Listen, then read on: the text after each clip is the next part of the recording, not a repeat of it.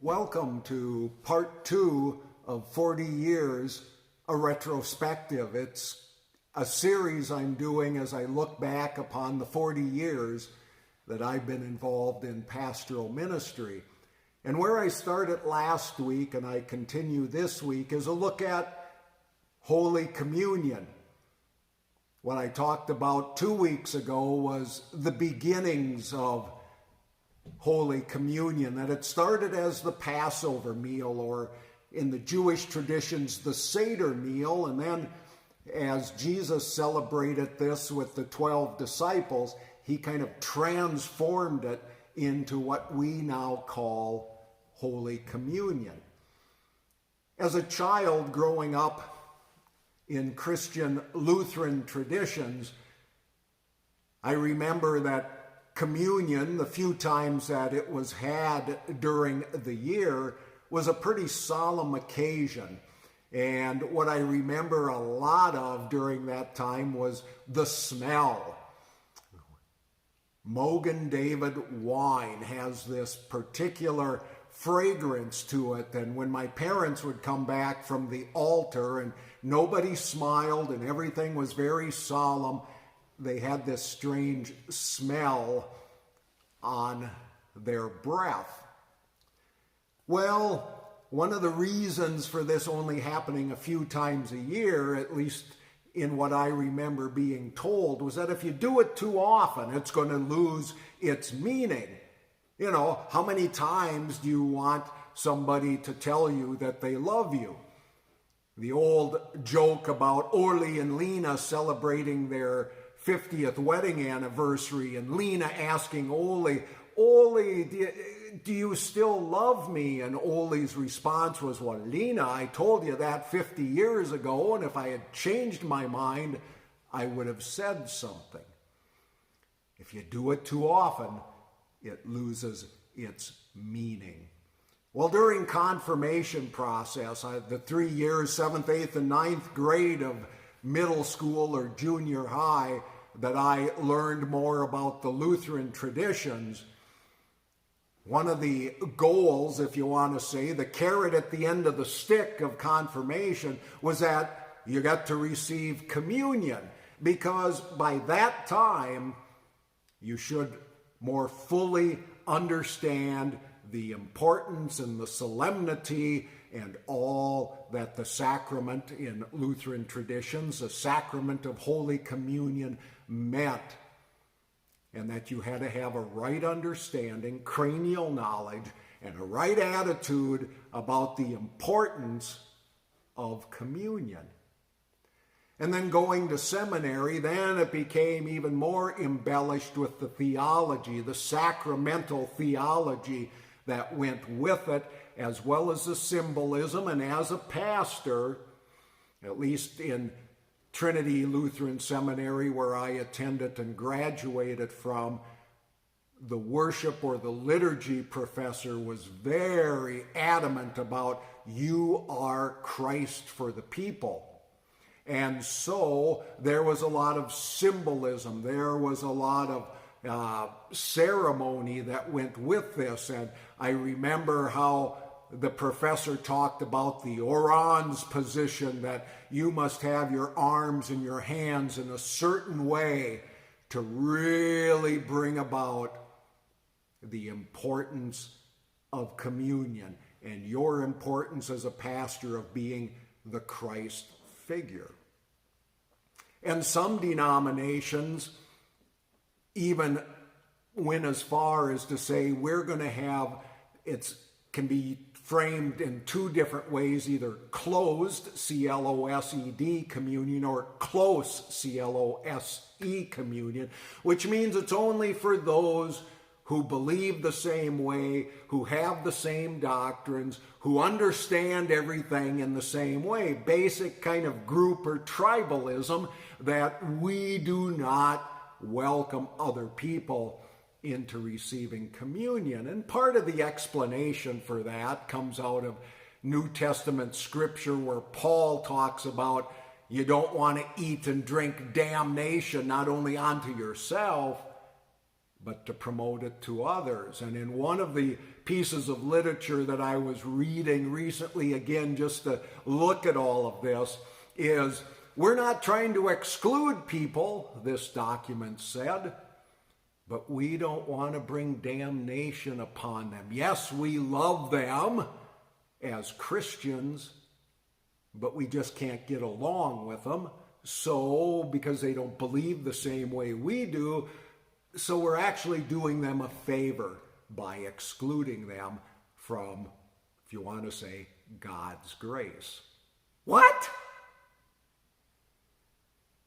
Yeah, it became, and the more I thought about it, it became more and more about the human restrictions or the human, here are what you need to do and how you need to believe and practices you need to have to be a part of the group that receives communion.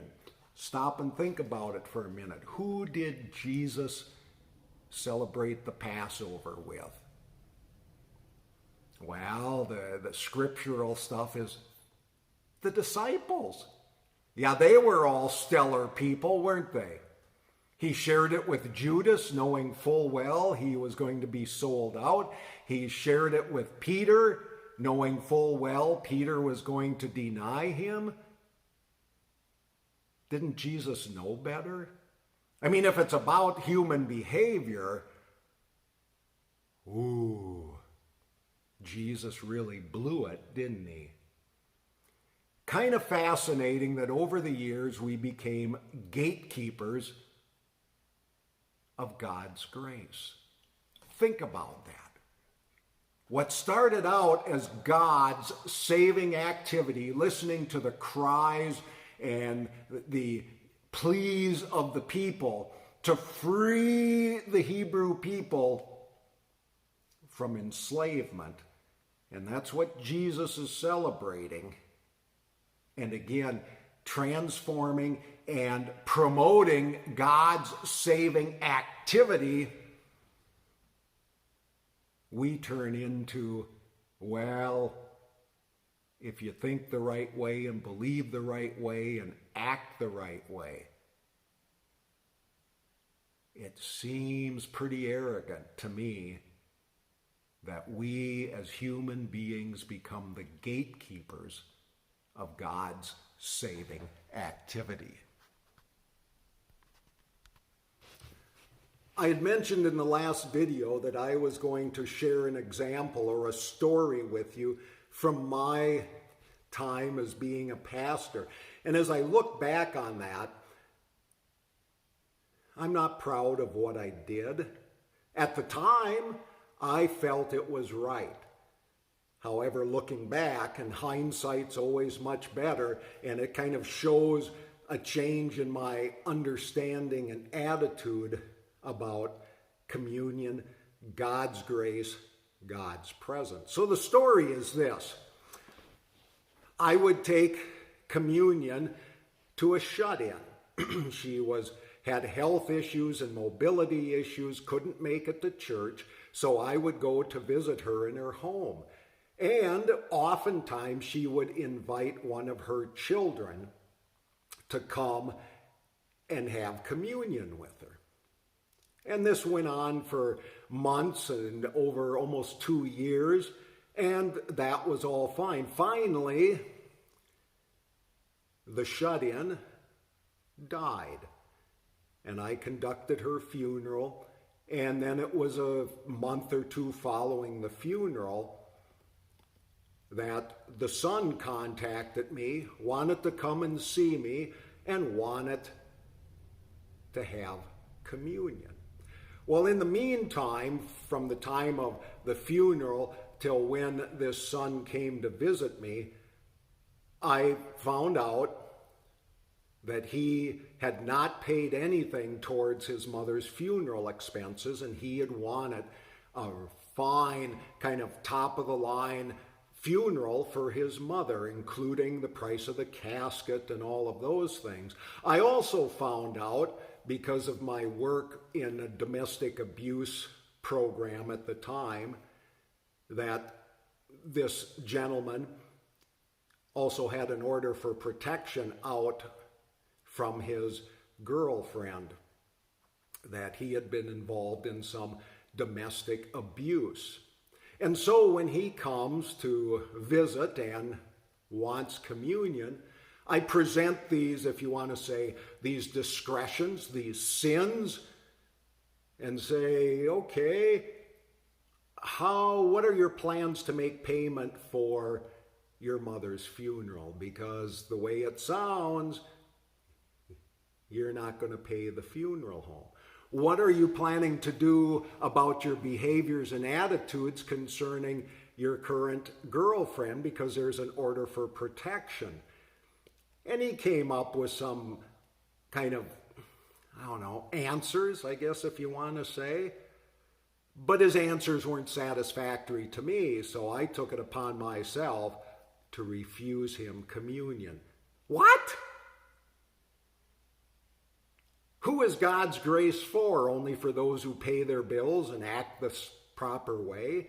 But at the time, I thought I was doing something good, that maybe the withholding of communion would help him change his attitude and perspectives.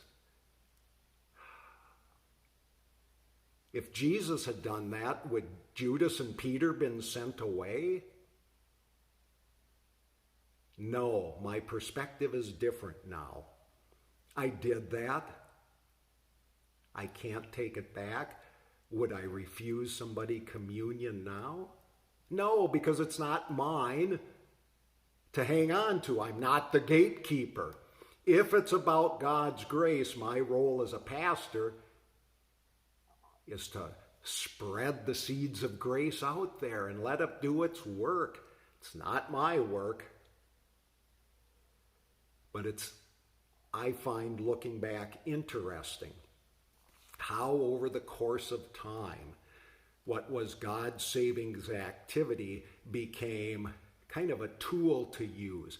And so when we look at the current situation where I started with all of this, with the Roman Catholic bishops in America saying, we are maybe not going to welcome anybody who is pro-choice to receive communion. It becomes this politicized thing, as a lot is these days.